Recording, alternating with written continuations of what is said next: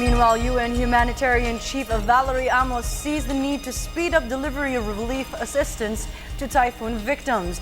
Amos made the statement after visiting areas devastated by the weather disturbance in Leyte. Again, Freddie Abando reports. The scale of destruction left by Typhoon Yolanda in two eastern provinces, Eastern Samar and Leyte, is so massive that relief operations has become a major challenge for the government with the support of the international community led by the United Nations.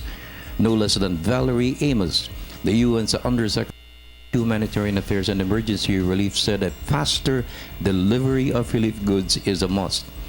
Amos expressed confidence it will get better as more logistics will be deployed.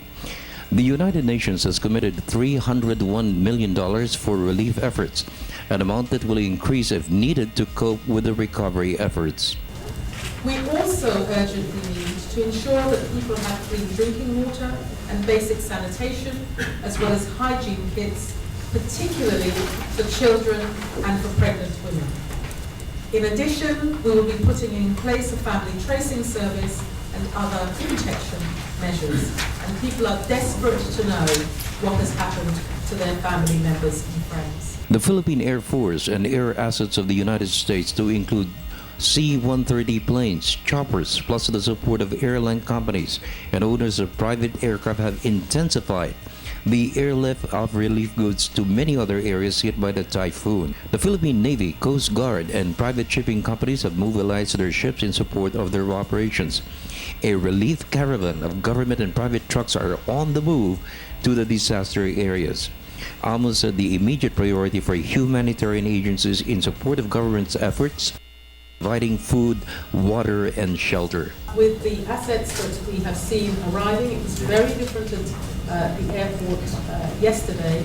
The Philippines air assets have been complemented by assets from other countries, including Singapore, Australia, the United States, and others.